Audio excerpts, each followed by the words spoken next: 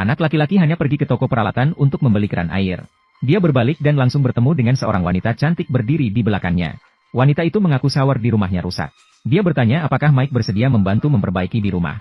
Melihat ekspresi memikat wanita itu yang penuh dengan kejujuran, tentu saja Mike bersedia membantu. Terutama setelah melihat siluet seksi wanita itu.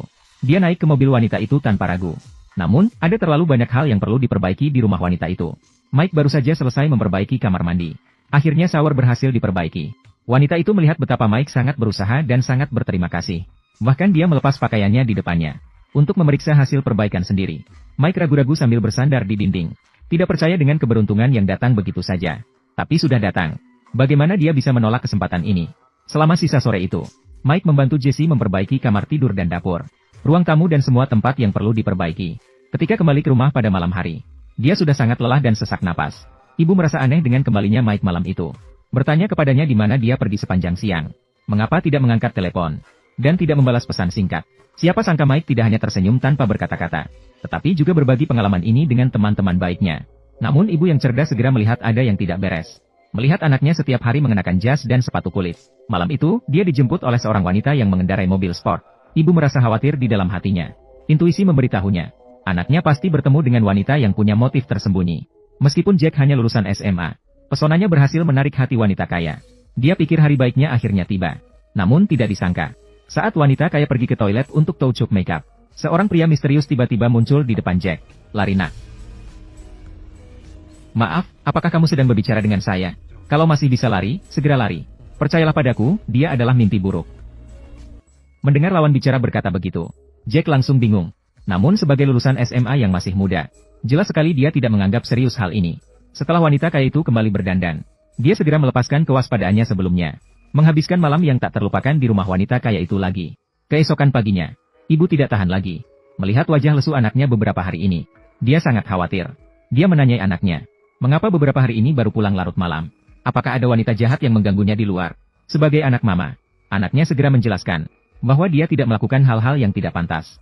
Beberapa hari ini hanya berbicara dengan tetangga di gunung. Hanya membahas sedikit tentang berbagai seni bela diri. Setelah itu, dia segera pergi dengan alasan ada urusan di luar. Kembali lagi ke rumah wanita kaya.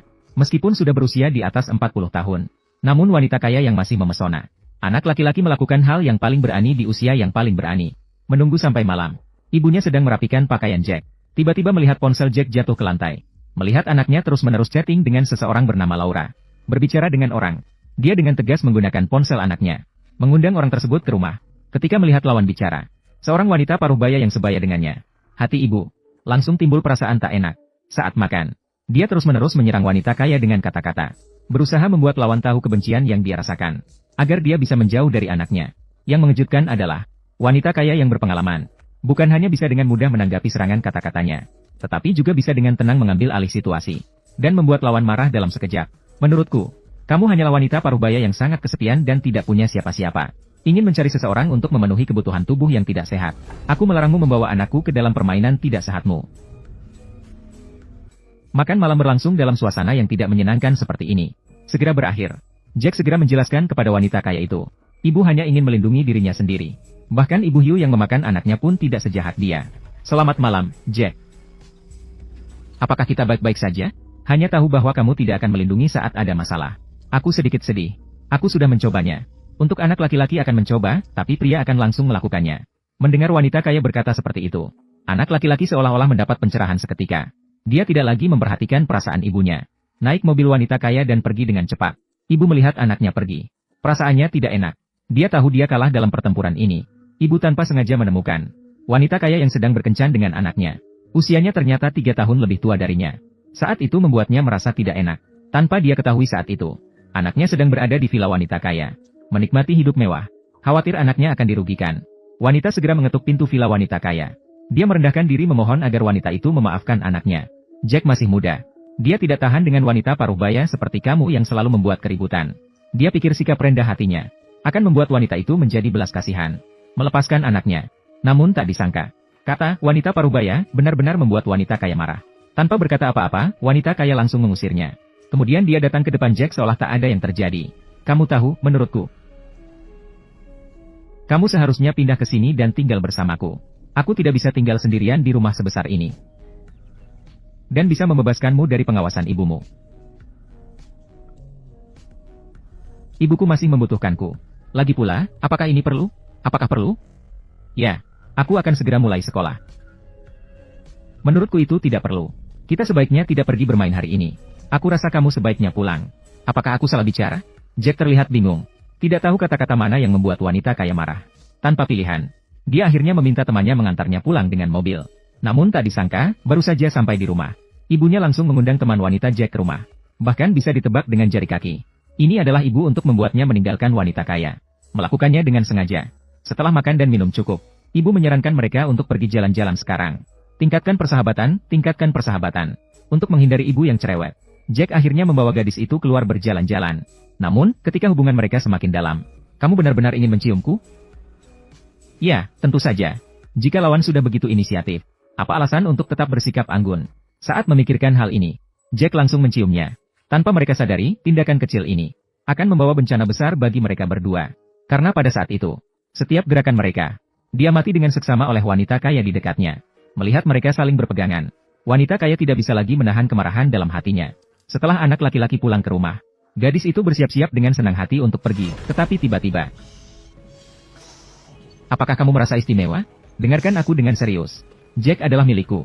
Kamu tidak bisa memiliki dia, jangan pernah bertemu dengannya lagi. Apakah kamu mengerti? Karena dia jatuh cinta sepenuhnya pada seorang gadis semalam.